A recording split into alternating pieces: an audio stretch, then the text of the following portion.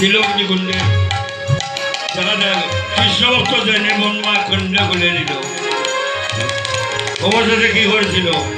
হে হরি, তোরা কতখানি আমি যন্ত্রণা দিলাম তোর মৃত্যুর জন্য। তার বাবা হিরণ্যকশিপু তাকে মৃত্যুর জন্য কত স্থানে নিক্ষেপ করলো, কিন্তু মরণ হয় না কৃষ্ণ ভক্ত। বললা দিলে তোর যে মরণ নাই, তোর হরি কোথায়?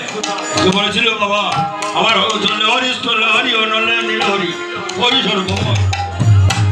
যেমন দেখা যায় ওই ফটিকের চুম্বের মধ্যে আছে না হরি বলে আছে। ওই ঘরে ছিল কি ফটিকের চুম্ব লাঠি মারে ভেঙ্গে আর নরসিংহের উদাহরণ করে তাকে রক্ষা করলে, প্রাণীবোধ করলে। বললা যেন হয়নি জল জড়েছে বলে বললা তোমার এখানে জল খেলে আসলো বলে নারায়ণ নরসিংহ মূর্তির উদাহরণ যে প্রভু আমার নয়নে জল আসছে। আমি তো পিতার ঔরস এসেছিলাম, কত কর্ম হৃদয় ফল ফল আমি আপনার চরণে শরণ নিয়েছি। তবে একটা কথা, তার তো যে ধ্যানে সে বর পেয়েছিল যে কোনো দেহ দানবেরা তো গুণা তার মৃত্যু হয় না, তার মৃত্যু হইতো কোন দেহ দানবের মানুষ খুনাখানো না শূন্যে ও করলে কি ও নারায়ণের হাতে তানে উরুর মধ্যে রেখে তাকে বধ করেছিল। তখন বললে প্রহ্লাদ তুমি কাঁদছো কেন? যে প্রভু আমার একটা নিও, আমার বাবাকে মহাপাপী অপরাধ এবং যারা আমাকে সর্পের সম্মুখে দিয়েছে, সাগরে ফেলেছে, পাহাড় থেকে নিক্ষেপ করেছে, ওদেরকে শাস্তি দিও না, কারণ ওরা বাবার অনুমতি পেয়ে ওরা বয়ে আমাকে যাতনা দিচ্ছে। তবে আর একটা কথা, ওরা শাস্তি দিও না, আর আমার বাবার আত্মাটা উদ্ধার করে দেন। নারায়ণে আসলে যে তোর বাবা আমার হাতে মৃত্যু হয়েছে, সে কেন নরকে যাবে?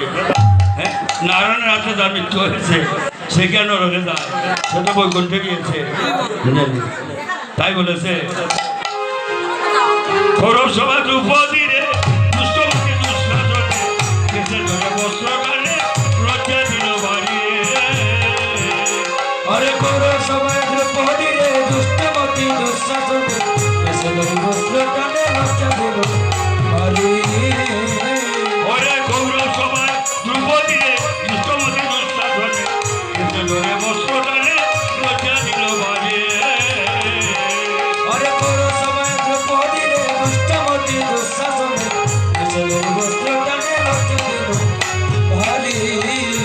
ওরে বাজে কাঁদিল কেন মনে, কৃষ্ণ হয় কৃষ্ণ বলে।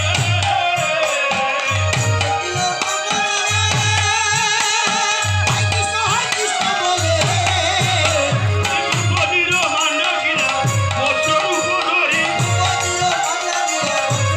দ্রৌপদীর মান্না কিনা বস্ত্র রূপ ধরি। ও কোথায় আছো দয়াল হরি, আছো দয়াল হরি রে, তোমার নাম জানি না ভাই না রে।